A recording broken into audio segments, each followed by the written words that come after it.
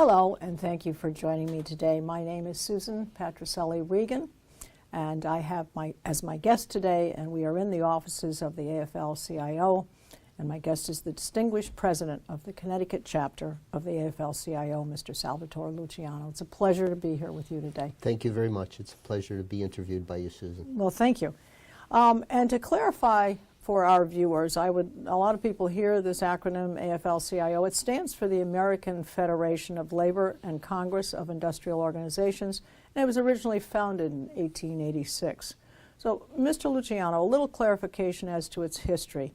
Apparently, the AFL and the CIO merged after a long estrangement, and that occurred, I believe, in December of 1955. What was behind that? So, well, both were pretty much organized based on the robber barons and how exploited workers were. I mean, they worked 12-hour days. They worked 6 days a week, very often even with that not being able to make ends meet.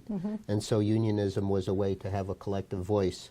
The CIO was, I think, more of an industrial, more of skilled trades, and the AFL less so. And so around 1955, they realized there was no sense fighting, that it made more sense.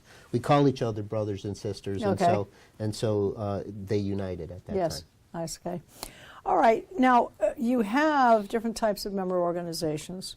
Many of our viewers will have a stereotype view, you know, oh, truckers, you know, laborers, and so forth. But can you enlighten us to some of the others that might be less familiar to people? Sure. So we have public sector, private sector, and the trades. So we would have nurses, correction officers, child abuse investigators in the public sector, and teachers. And then in the private sector, we have machinists. We represent the United Food and Commercial Workers, the Stop and Shop.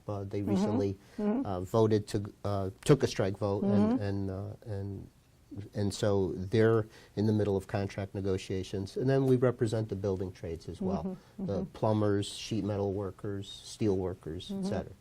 Now, is this, I mean, obviously with new jobs and different types of jobs and different segments of the working class, have you seen a lot of changes recently? Do you think you anticipate seeing more member organizations? I mean, did it all kind of start out more or less the same and then just more people joined?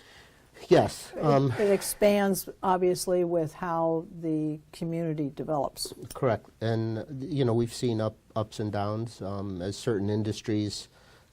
There are less and less coal miners than there were many years ago as technology changes and there's more green technology. And also there's an ebb and flow to even public sector workers. Right now we're about 20% down for state workers than we had just 10 years ago. What's the largest segment? What's the largest body? The very largest segment that we have affiliated with us is my old organization, AFSCME, which is the American Federation of State, County, and Municipal Employees. There are about 17,000 on the state side and about 17,000 on the municipal side, public works people, custodians, the people who man City Hall and help. So it's quite a diverse group of people. Now, if you're in that type job, is it required to be a member? Must you be a member? No, you don't. You don't have to be a member.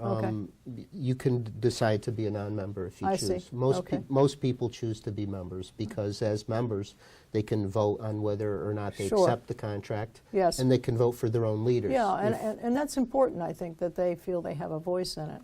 Absolutely. And it's better. It's probably better to join them than not, because of the benefits that are involved. Sure. All right, now and correct me if any of these things are wrong. Now, the AFL-CIO had 56 member unions representing almost 13 million, active and retired, making it a dominant labor federation. What are some of the benefits to the affiliates? So when you try to negotiate with your employer by yourself, if let's say things are tight and you feel like you need a raise, and you ask for a raise and the employer says no, you have really one of two choices. You could either leave, or you can stay and not have that raise. Yes. So by banding together, you have a much stronger voice at work. Though when I mention raises, it is important to note that people don't unionize mostly for money. They do it mostly for the things that you Yes. said, having a voice at work. Yes. Having some say over the working conditions, having some say over the safety of the job. Those are more important. That's not to say the wages aren't important. They are important, but that's not the number one reason that people join unions. Sure, sure. Is there any sense of any time when someone complains about favoritism?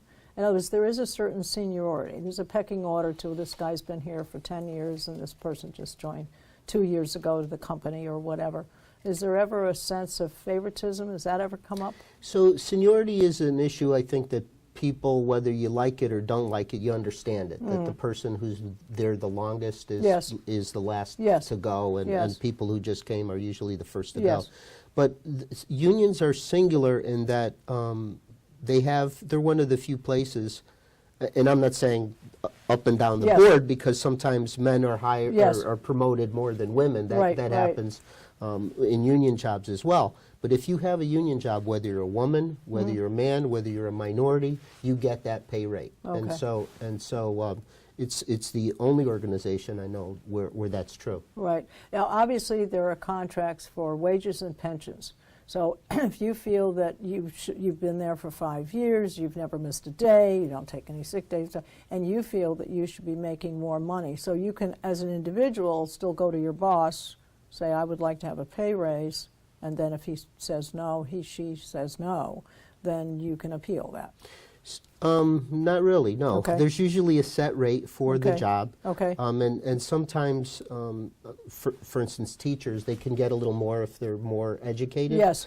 So the way, if you are an exemplary employee, the way that you normally would get benefited is taking a promotion if you want one. Not everybody wants one. Some teachers love being teachers and would never want to be a they principal. move to the administration level, and then when they get there, they go, I really wish I was back being a teacher. Right, Yes. and some teachers can't wait to become a principal. Yes. So exemplary employees are usually rewarded by some kind of promotion if they wish. Some just love the job so much they're very happy being where they are.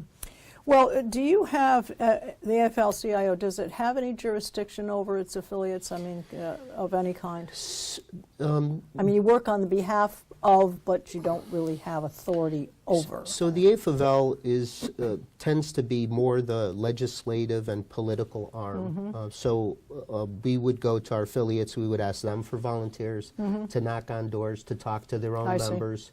And then we would pursue legislation that we think are beneficial for working people, and then we would pursue legislation that that are specific. So, for instance, the firemen and police are working for post-traumatic stress in situations where they're first responders and they see a horrendous, like the poor policeman that had to go into Sandy Hook. And there really was no fund set up to help them deal with that tragedy. And so the firefighters and police are pushing for some sort of help in that area, and as the AFL, we would be helping them try to attain that goal. Okay. All right. Now, you personally, your career is quite broad. We were a former social worker with the state of Connecticut's Department of Children and Youth Services. You also worked in service in various capacities with the American Federation of State, County, and Municipal Employees, AFSCME. Absolutely, very good. And also with the United Labor Agency. You were a board member of the State of Connecticut Retirement Commission. You were elected the International Vice President of that in 2002. You were the VP of the Connecticut AFL CIO, and of course, most recently, congratulations on being named as president. What was the catalyst? That you have done so much civic service? What drove you to this, and what has made you so relentless and tireless in pursuing these things? So, sometimes things just happened.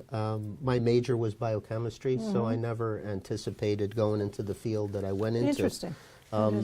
When I came out, there weren't a lot of jobs in biochemistry, and I took a test, just a state test for social worker, and I passed the test. I was interviewed, and I took the job at the age of 22.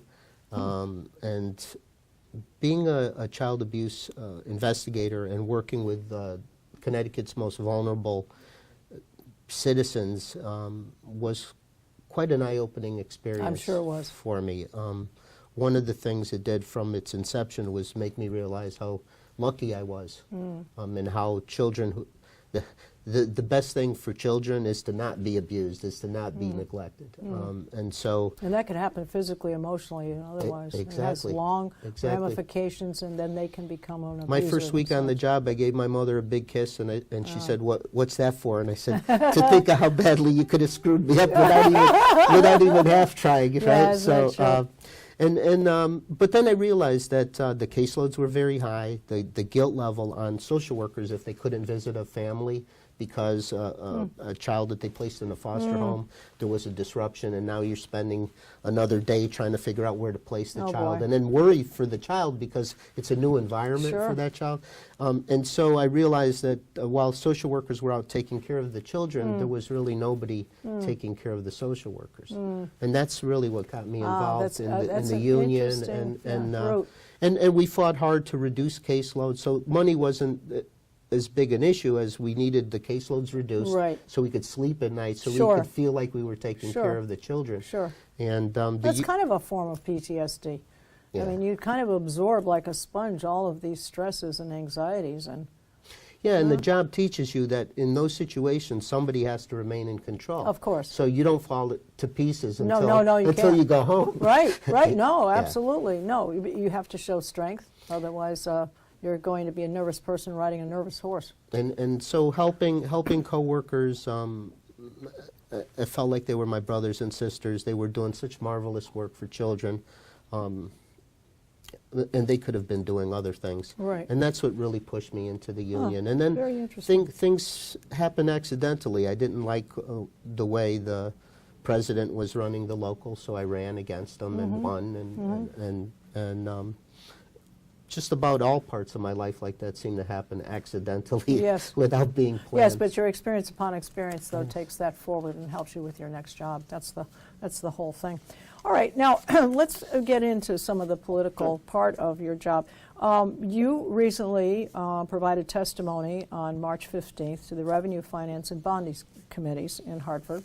And I'm going to quote from what you said. You said, "Decades of failing to honor our financial obligations and subsidizing fragmented, inefficient municipal government have pushed our state budget and taxpayers who rely on high-quality, vital public services to the limit.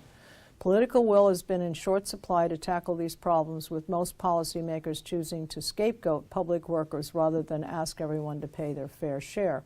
Now, I want to show, just very briefly, a picture. You supported Governor Lamont when he was running in the gubernatorial race in 2018. But you have not been happy entirely with what he has done, so you don't feel as though he's kept his promises. Have I stated that correctly? It's early in the administration, and I'm still, very hopeful that the things that he ran on, that he will achieve. I think raising the minimum wage is critical for hundreds of thousands of state residents, and I think he's being true to that. I think paid family leave will help with young people and also with people who have to choose sometimes between caring for a family member or having a paycheck. So and I believe he's honoring that. So those two things are extremely good, I think, for society, and make me proud that I supported him. In the debates, he did say to Stepanowski that the middle class is taxed enough. That people like him and his opposition, could pay more. And that's what I would like to see happen, especially on wealth, not so much on work, but on wealth. Wealthy people have gotten a break since Weicker put in the income tax. If you remember, it was Nickerson from Greenwich who voted for the income tax because it reduced the taxes on the wealth to such a great degree. We're still very low compared to New York and Massachusetts. They have higher rates on wealth that help their budgets, that help their infrastructure, and just a 0.5% would provide about $270 million for the budget, while still being more than a full percentage less Yes. than the neighboring states. Yes.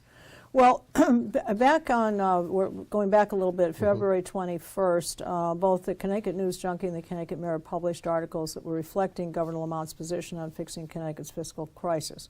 And he said that there needs to be a Connecticut moment. Now, this is where I think the elephant in the room comes, where the state shows the nation that collective bargaining works.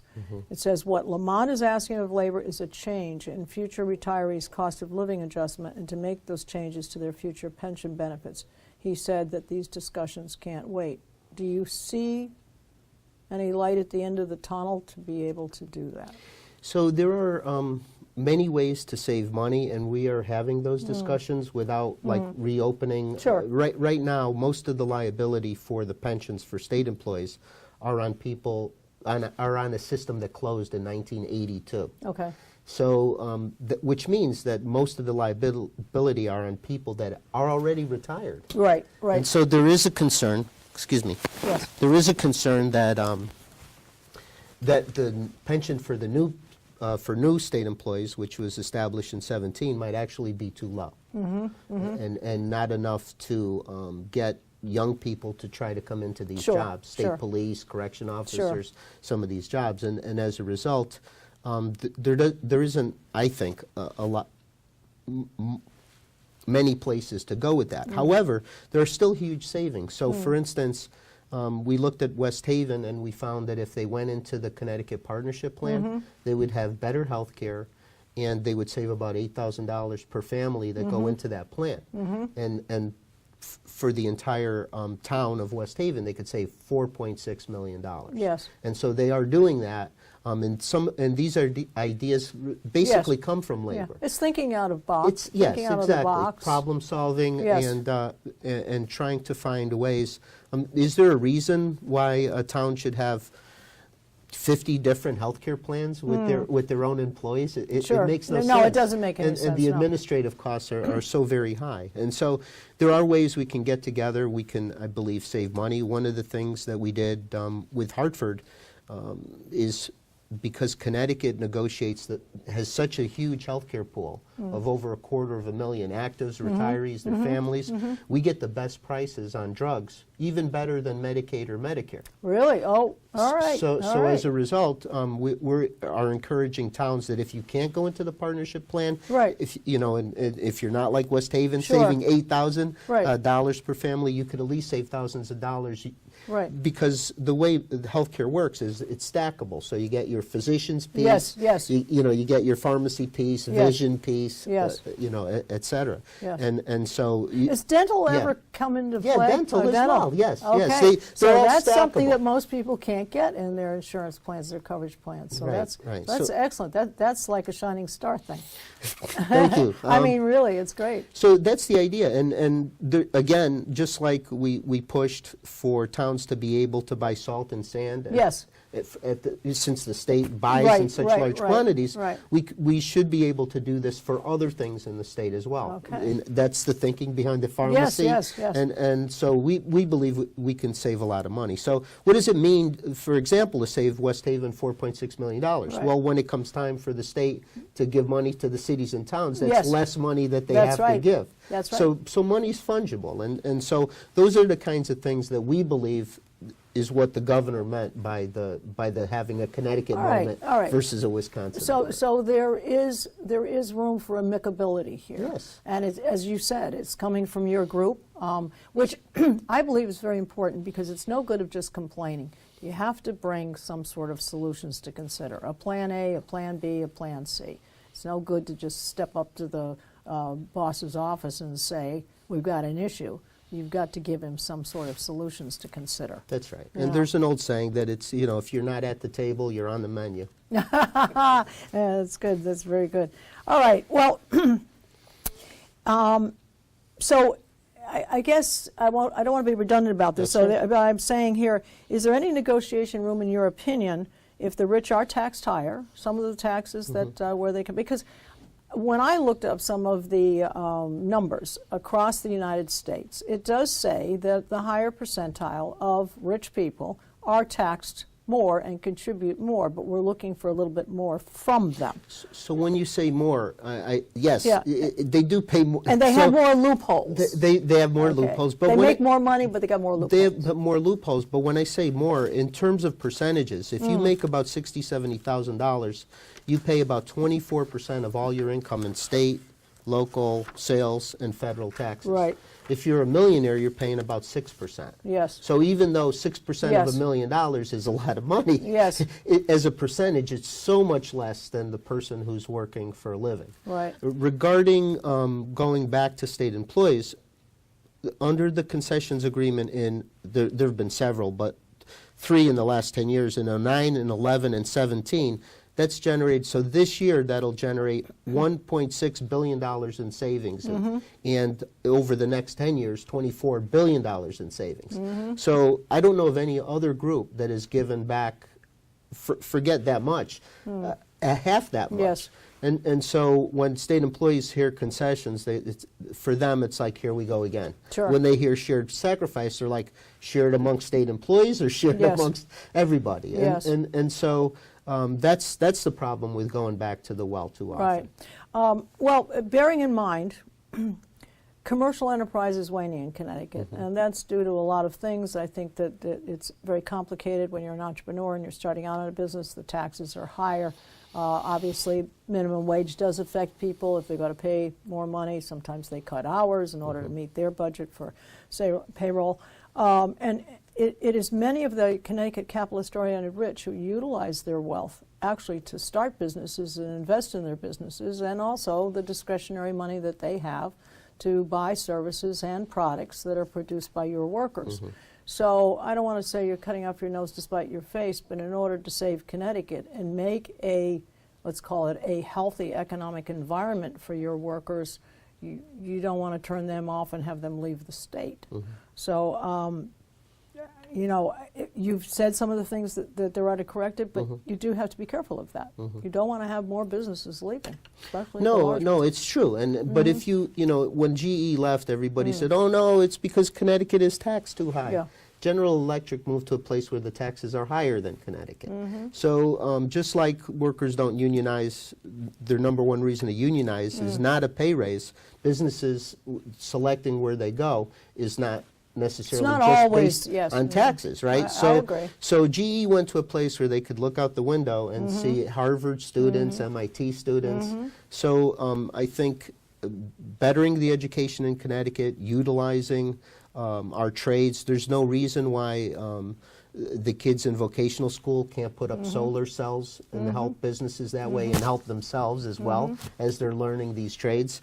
There's quality of life. I mean, if people decided solely based on the tax system where they would be, there would be nobody in New York City. You're quite true. You know, It's quite true. and everybody would be in Mississippi. Well, they always say New York is where it's happening, or Boston. Right. You know. That's my point. So Yeah. people want to go where the quality of life is very high. That's Yeah. usually their number one, where schools are good. And as you mentioned, yes. Connecticut has some That's of the one of the best top. schools Yep. in the country. Not everywhere. We know places like Reading and Darien and Greenwich have some of the best schools, not only in the nation but in the world. And there are other places that are more problematic Sure. in Connecticut. But good schools, high quality of life, the property taxes in Greenwich are so much lower than just up north in Westchester County in New York. The Gold Coast. And so we have many good things going for us. And so investing in education, fixing our infrastructure so we're not stuck on 95. Yes. And it Yeah, takes infrastructure is a big, is a that's huge thing for big thing we do industries. have to address. Yes. And so I think those are the things that are more important than the tax structure. Government is as lean as it's ever been. I had mentioned that we're down. The state employees, I can't remember them ever being lower than they've ever been in terms of numbers. City employees are the same way. You know, and what I mentioned before about inefficient, we have 169 home rule towns, and I'm sure it's a system that worked great in the 1700s, but we're not in the 1700s. Yeah, you have to anymore. adapt. You have to adapt to what's going on, the variables that are happening not only in our nation, but what's happening on a global basis.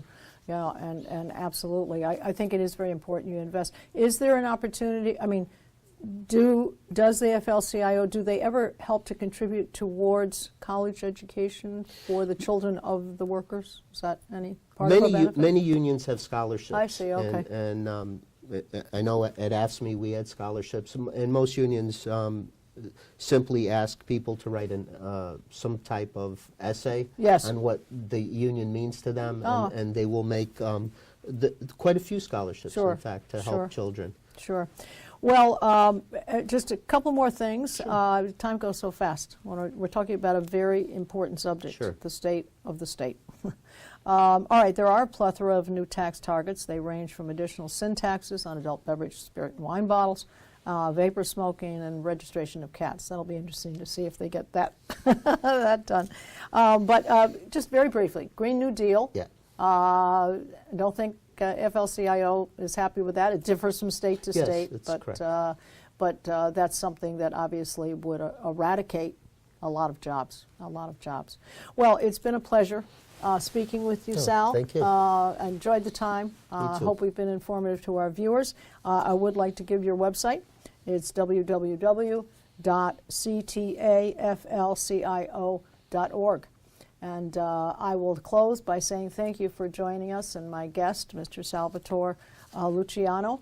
And we hope we brought you some interesting information. Be sure to see all of our shows on www.ctvalleyviews.com.